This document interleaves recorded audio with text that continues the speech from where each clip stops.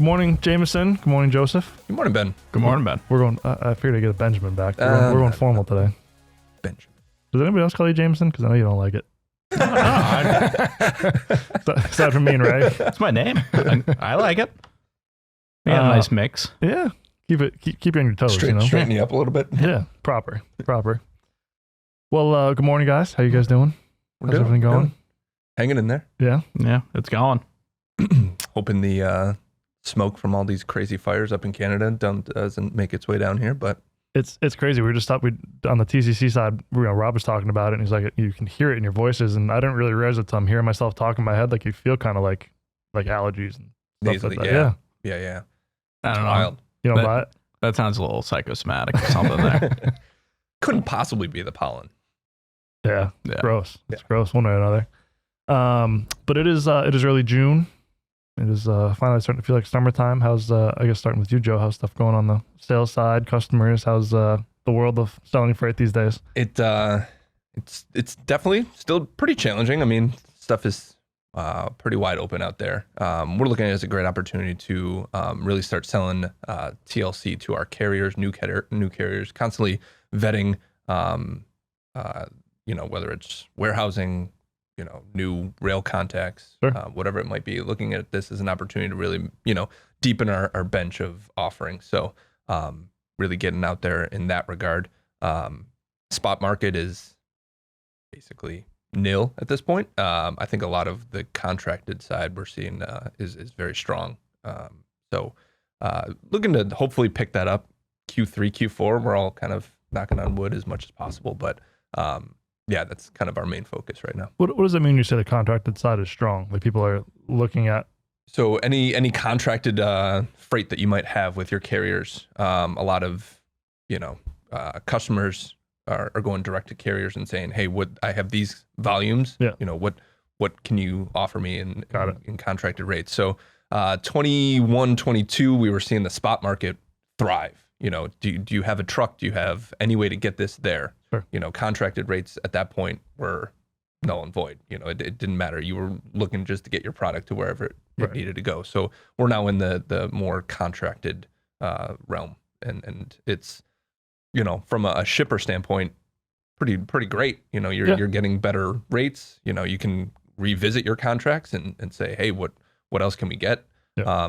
But from the spot side, that a lot of the 3PLs and small to medium businesses kind of operate in. That's kind of a challenge right now. Sure.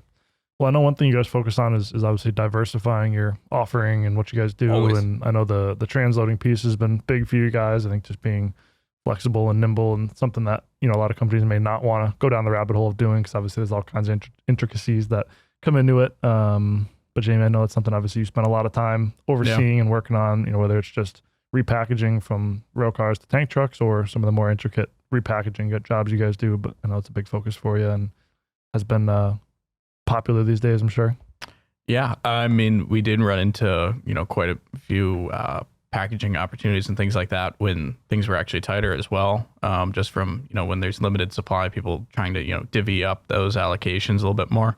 But I mean, definitely it's something that, we're looking at now as well and trying, diversify. And, as Joe was talking about, reaching out to different vendors and things like that. That's a lot of what we do right now. Sure.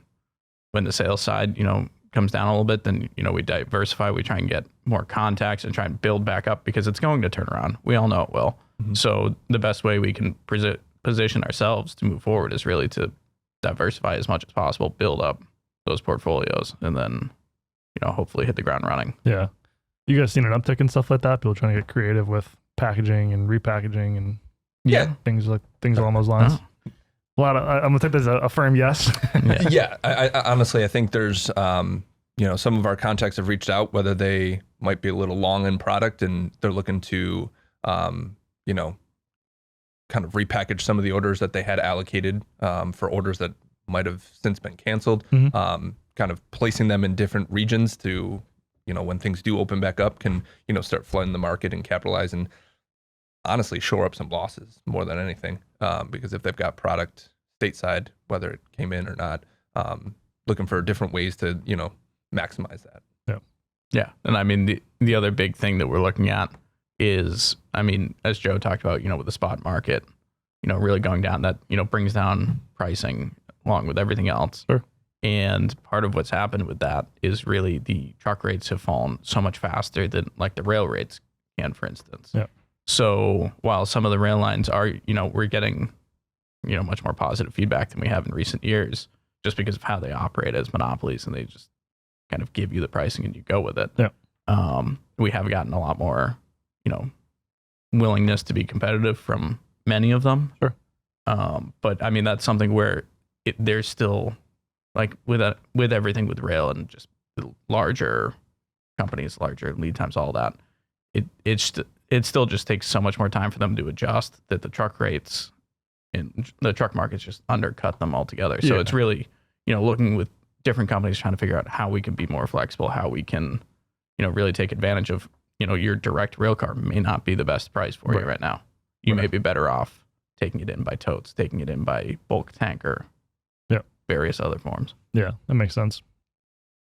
But honestly, that's what separates TLC from so many other 3PLs. Is we have that deep bench of offerings that we can advise and help you forecast. Forecasting is the most difficult position many salesmen are in, right? So that's something that we can help kind of take that off their plate. Obviously, it's all good and great that maybe some of those contract discussions are coming back up. People are relooking at that stuff, but obviously there's plenty of companies and businesses that aren't contracted, don't want to be contracted, don't have the volumes to have a contracted rate necessarily. And obviously that's where, folks like you guys come in and can obviously find the best deal to move that freight for them. So yeah, I think the economic space we're in right now, everyone's searching for new opportunities, right? So from a volume standpoint, maybe it's not quite there.